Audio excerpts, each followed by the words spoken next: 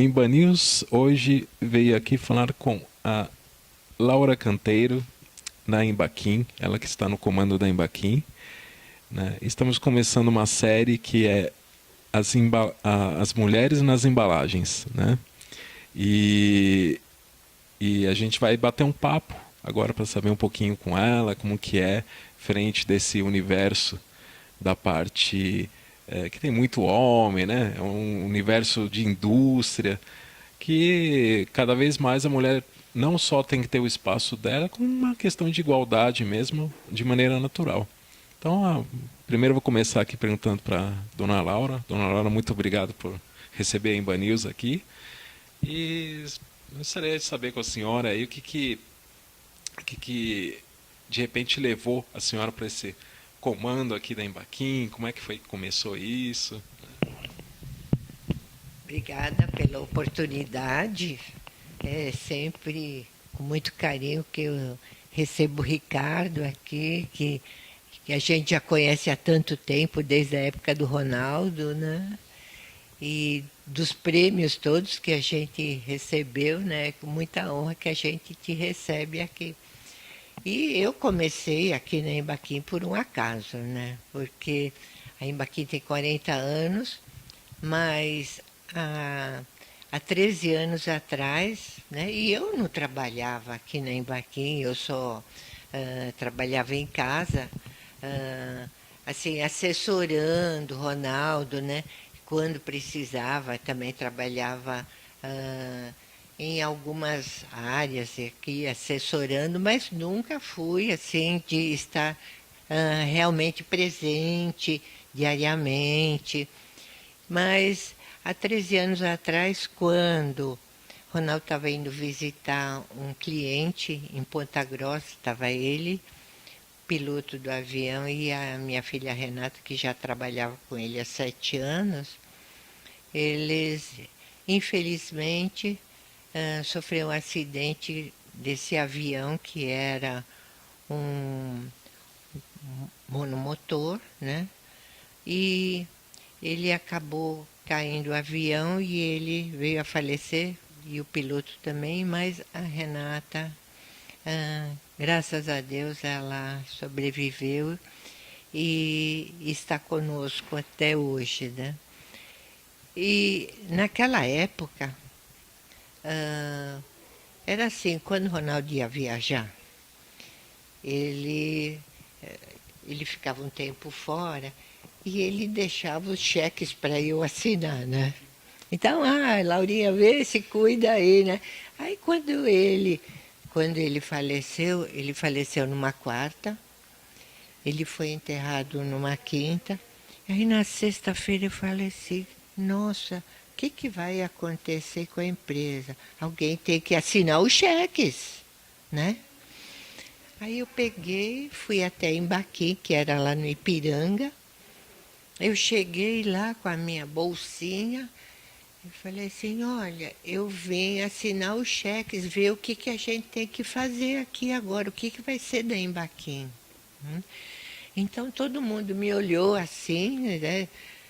Ah, aí reunimos, né, o pessoal do administrativo e a gente falou assim, nossa, ah, vamos ver o que a gente faz. Reunimos também os funcionários e falei assim, olha, o capitão se foi, porque ele decidia tudo, ele fazia os novos lançamentos, ele projetava a máquina junto com o ferramenteiro, ele era o professor Pardal, né? Ele decidia, não, nós vamos vender isso, que preço, tal. Então, ele era o cara da decisão, né? Aí nós reunimos os funcionários na fábrica e falamos, olha, o capitão se foi, o que nós vamos fazer agora? Aí falamos, olha, nós vamos tentar, com toda essa equipe, nós vamos em frente, vocês topam? Todo mundo falou assim, não, nós vamos. Naquela época a gente era 70 funcionários. né? Hoje nós somos 174, né? E com os de fora, com a gente chega a 201, né? Com os funcionários diretos e indiretos dá 201. E aí foi, a gente tinha uma fábrica ali no Ipiranga, ela foi ficando pequena, nós alugamos uns galpões ali por perto, alugamos um CD, mas não tinha mais espaço, né? E aí a gente falou assim, nós temos que procurar um outro lugar.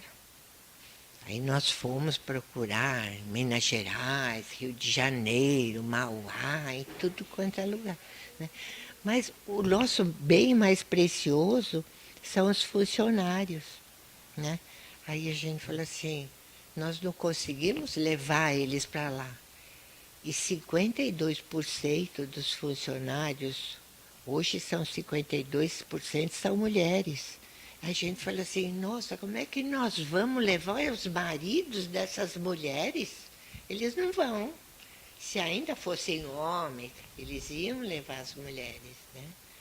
Mas as mulheres, como é que iam fazer para levar os maridos que trabalham em outras fábricas, né? Aí então nós falamos, não, vamos procurar. E aí a gente encontrou um lugar aqui em São Bernardo que tinha assim, umas características, né, como sala limpa, né, que era adequada para o nosso produto. Aí então nós ficamos encantados. Nós vendemos o nosso galpão lá no Ipiranga e aí nós mudamos para 9.000 metros aqui em São Bernardo, né? E aí nós continuamos.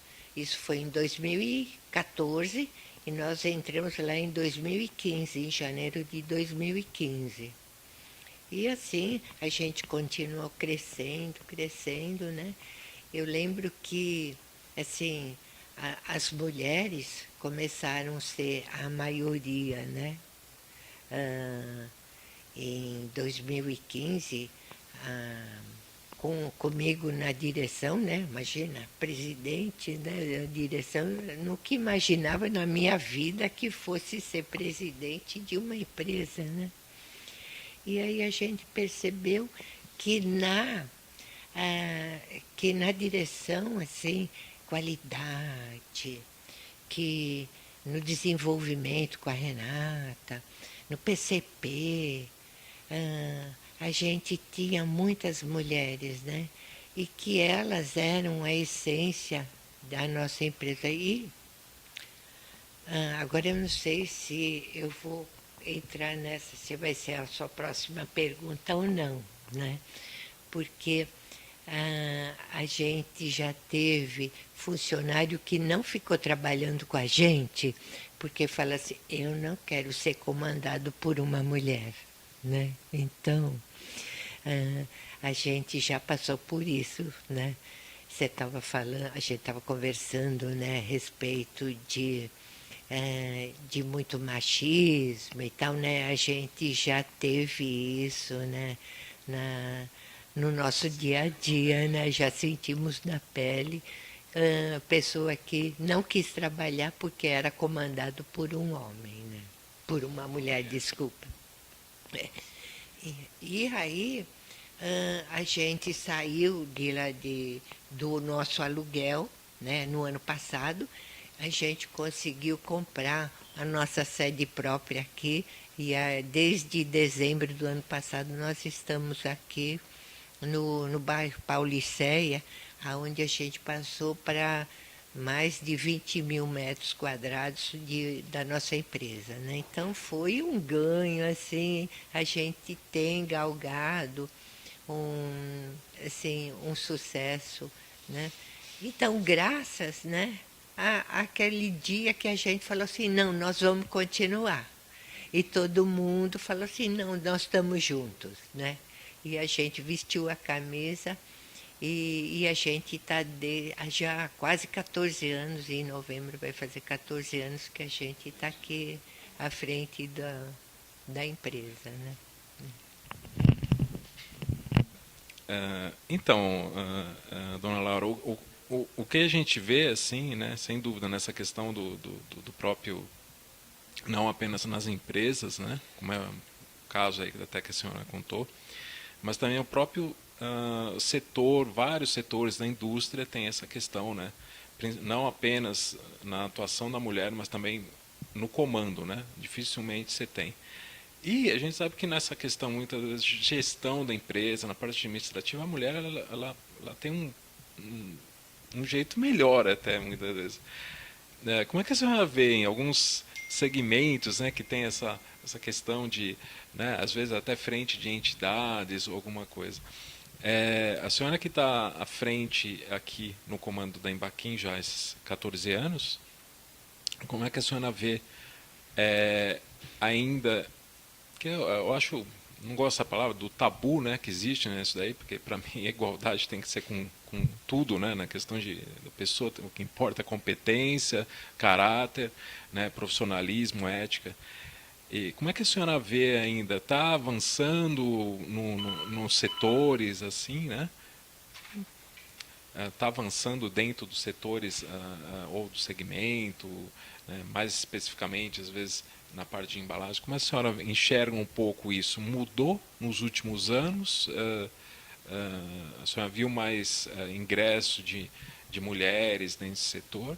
Ou não? Não propriamente, eu estou falando mais até no comando da empresa, né, de empresas. Eu vejo assim que há 14 anos atrás eu estava mais assim, preocupada com, nossa, o que, que eu vou fazer, né? Aí eu cheguei naquele universo assim, eu lembro até que o Ronaldo fazia parte da ABF, e aí eu falei assim, nossa, eu vou ter que também encarar o pessoal, lá, aqueles diretores lá da BF. Aí eu cheguei e falei assim, nossa, eu acho que eu vou levar o Wagner, porque eu não entendo nada dessas finanças aqui. Então, eu cheguei lá àquela mesa com todos aqueles diretores, né, de empresa. Eu falei assim, nossa, o que, que eu vou falar, né? Eu estava quietinha lá, e aí eu vi assim, nossa, acho que se tinha eu e mais uma mulher na época era muito, né? E aí, depois com o tempo, eu fui acostumando, mas mesmo dentro da Embaquim, a gente via poucas mulheres trabalhando. Até vinha comentando com a Renata agora no carro pela manhã. Então, nossa, mas por que, que a gente tem 52% de mulheres, né, na empresa? Eu lembro, PCP era só homens. Ah, na direção eram só homens, né? E hoje a gente vê mulheres em todas as linhas, até assim, operadoras de máquina, na coordenação, na liderança. E aí eu vinha falando com ela, nossa, quais são os atributos, né, dessas mulheres? Por que, que a gente acha melhor a gente trabalhar com mulheres? Lógico que tem muitos homens que são assim super organizados, mas a mulher tem isso dentro dela, tem no DNA essa organização, porque aquilo que ela faz em casa, ela também traz aqui para o trabalho, né? Aí elas são empáticas, porque se chega alguém meio quieto aquele dia, não, o que aconteceu? Está acontecendo alguma coisa com você? Ela vê assim que o filho está com um problema, ela vê assim também no companheiro de trabalho que ele não está do mesmo jeito. Então ela vai lá e se preocupa com ele e pergunta. E sempre tem um conselhinho para dar para ele. Ah, não, vai tomar uma água, isso acontece mesmo. Então a gente vê que a mulher tem isso. E elas são, assim, uma coisa muito interessante, que elas são muito detalhistas. A gente vê quando elas vão preencher uma OF, né? Elas põem aquela letra bonita, né? Aí elas preenchem todos os campos em branco, elas riscam. Então, é assim uma coisa, a gente vê que mulher é caprichosa mesmo. E no nosso bag, elas assim, elas olham com muito detalhe a solda e veem se a máquina está limpa. E a gente percebe quando, assim, a gente tem um programa de 10 S's aqui, né? Que não é aqueles 5 S, nós já estamos nos 10. E assim, quando tinha uma linha, que assim, nossa, aquela linha, ela tinha sempre alguma coisa que estava bagunçada, alguma coisa que estava, nossa, um pozinho ali. E aí, quando vinha uma mulher e trabalhava naquela linha, e ela era líder dos 10 S's, aí a gente via que ela tomava conta e aquilo mudava. Mudava, assim, porque ela se apoderava e a ordem, a limpeza, a organização, era assim, mudava da água para o vinho, porque tinha uma mulher, né? Tinha uma mulher e a gente via que a mulher, ela traz essa organização da casa dela para dentro da empresa e vice-versa também, né? Porque às vezes a gente faz o 10S aqui, elas levam aquilo que elas aprenderam, elas levam para a casa dela, né? E a gente vê também que elas são muito acolhedoras, né? Aquele colaborador que chega, ela vai lá e acolhe com carinho, ela ensina o que tem que ser feito. Se ele tem alguma dificuldade, ela tem paciência de ensinar novamente, né? Então a gente vê que a mulher é diferente, é diferente. E ela, assim, tem, além de ser organizada, ela é zelosa, ela, ah, ela gosta de fazer do produto uma coisa como se fosse dela, né? É, como se fosse o filho, como se fosse o filho. Ela vibra quando aquilo deu certo. Quando a gente tem um novo produto e aquilo no final deu certo, aquilo foi, ah, vamos supor, teve um desenvolvimento e aquilo no final foi aceito, ou se não fez alguma modificação, nossa, no final deu certo, todo mundo vibra, né? Então a gente percebe que elas vestem a camisa mesmo, né? É bem difícil, mas a gente tem assim um carinho muito especial, porque elas, além de trabalharem aqui, elas têm uma jornada tripla, depois vão para casa, né? Mas elas sabem como cuidar do trabalho e como cuidar da casa delas e como cuidar dos filhos, né? É um planejamento até, né? Que às vezes tem um planejamento não só aqui, o planejamento dentro de casa, né? Que você acaba tendo, né? Nessa parte. Mas, dona Laura, o que a senhora daria de conselho, de repente, para algumas empresas, para algumas frentes de comando, não digo não apenas empresa, como também entidade, né? Nesse campo. É lógico, eu estou aqui como, né, entrevistador, né? Eu tenho certeza que a senhora também tem essa linha. Que exatamente que conselho, né, que a senhora passa para as mulheres que estão aí, para, enfim, dentro do mercado, dentro de querendo atuar na indústria, né, na questão dos estudos, que nem a gente estava dizendo. O que eu vejo é que muitas mulheres que trabalham aqui com a gente, às vezes elas são o único sustento da casa, né? E eu vejo assim que elas tiveram a oportunidade, quando chegaram aqui, delas crescerem.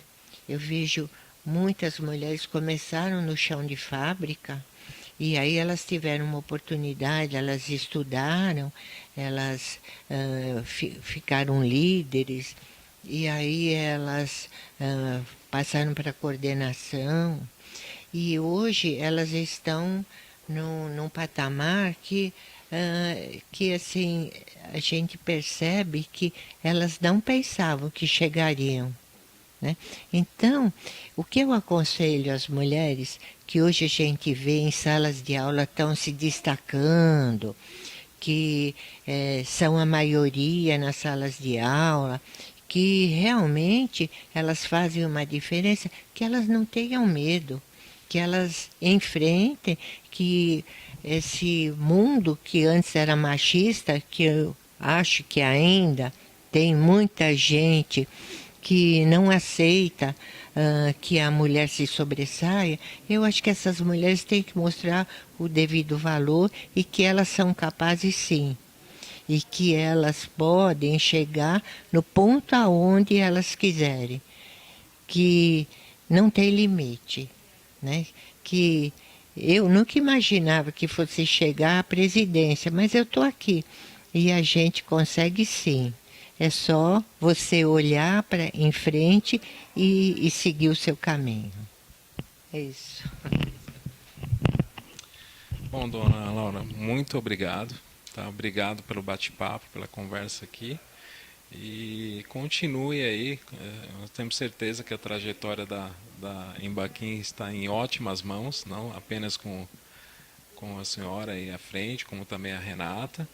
Né? E exatamente as outras 52% também de mulheres e os 48% de homem. Afinal de contas, falo, tem que ter o equilíbrio, né? O equilíbrio, né? Acho que quanto mais os homens entenderem isso e também as mulheres e tiverem que trabalhando em conjunto, todo mundo sem qualquer tipo de ideologia, exatamente mais né, com o que é correto, você tendo formação, você tendo capacitação, né, você tendo caráter, que eu costumo dizer que é o mais importante de tudo, que isso funciona, a gente vai para frente. Mais uma vez, muito obrigado. Obrigado, Ricardo. Parabéns pelo novo formato, né, de reportagem, de programa. Te desejo muito sucesso também. E as nossas portas estão abertas quando vocês quiserem. Obrigada.